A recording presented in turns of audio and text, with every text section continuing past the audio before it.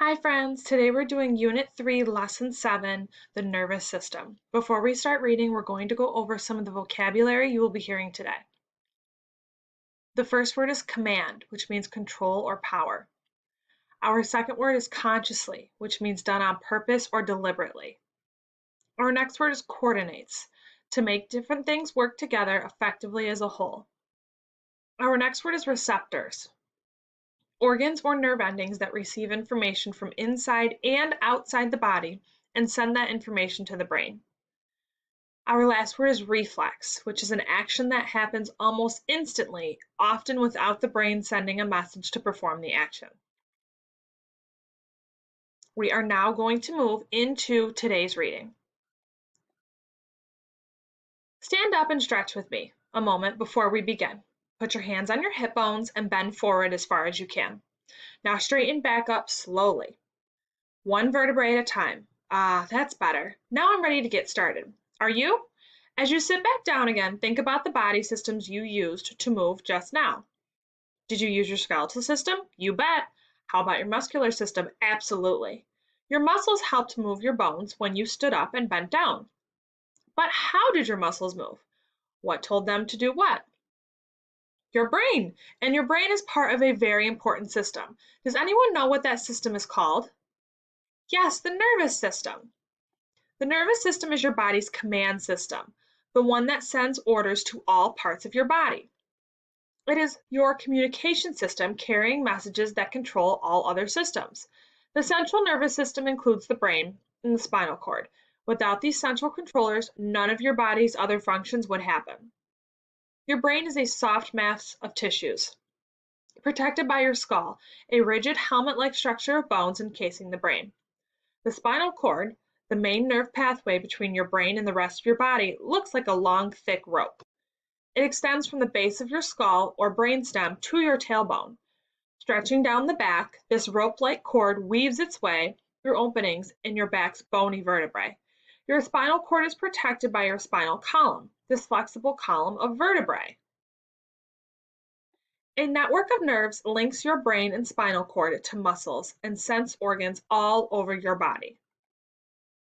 Each nerve is a bundle of fibers, tiny thread-like cells encased in thin, fatty tissue. These bundles of specialized cells carries messages to and from the brain. These messages travel faster than the blink of an eye. Some nerves collect messages from your brain and carry them to your muscles.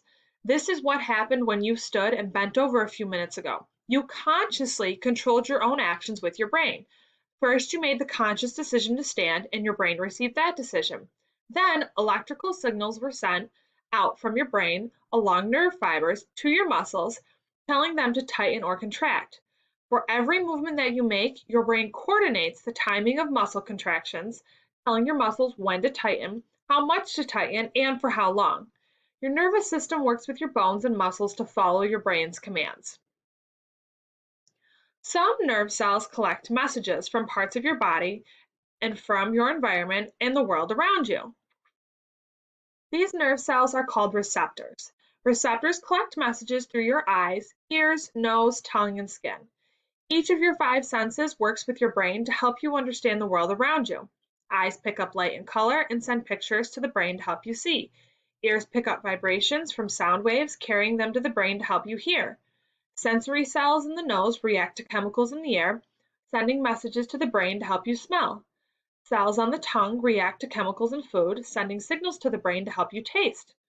Receptors in your skin detect many different sensations, alerting your brain and spinal cord to feelings of pain, heat, cold, pressure, and touch.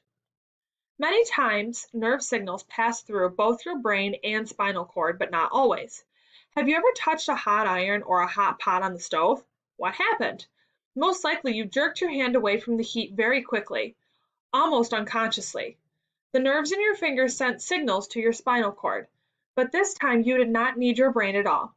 Your spinal cord sent a message to your arm muscles, telling them to contract and pull back. This super quick reaction to an emergency situation is called the reflex action because the body acts automatically without thinking. Some of you may remember being at the doctor's office for a checkup when the doctor or nurse tapped your knee gently with a hard rubber tool called a plexor. Other common reflex actions are flinching and sneezing. Because a nerve is made up of many cells, nerves can send many messages at once. Each nerve cell sends its own message through the nerve. You've learned that some nerve cells collect messages from the brain, whereas others collect messages from the environment. Still, other nerve cells collect messages from inside your body. Inside the human body, the brain and spinal cord work together day and night, coordinating many activities that we don't really think about too often. For example, your breathing is controlled by the central nervous system. Hundreds of billions of microscopic cells are sending messages that go dashing about your body at amazing speeds every second. Many of these cells are bundled up inside nerves, the body's wiring. These nerves branch out in all directions, carrying tiny electrical chemical signals from your brain and spinal cord to the tips of your fingers and toes, to the inside of your eyes and ears, and to every other part of your body. Some nerves are much thinner than a strand of hair. Others are as thick as a bungee cord. All have an important part to play in the nervous system's nonstop communication process. The nervous system processes almost everything you do. It helps you laugh and scratch your chin. It helps you run and walk and swim. It lets you scream with anger and shout for joy. It lets you smell tomato soup simmering on the stove, hear squirrels rustling in the leaves, and see a brilliant sunrise peeping over the hill. Thank your nervous system for that tingling feeling that you get when you jump into a cold stream, or the instant pain you feel when you prick your finger on a rose's thorn. Whether you are 2 or 92, your nerves are a central part of everything you do. Next time, we'll look more closely at your body's main control center, the brain. Let's pause for a riddle before I go. I am a bone, but I am really a nerve.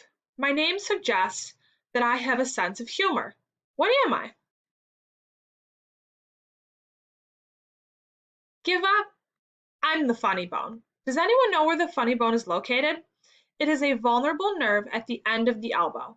If you hit that nerve at the end of your elbow, the nerve sends a tingling feeling up the rest of your arm. If you injured your funny bone, the result is anything but funny.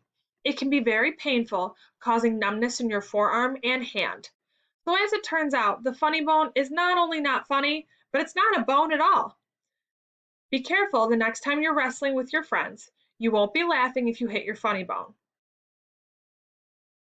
Well, I'll be back next time to tell you more about your body's command center.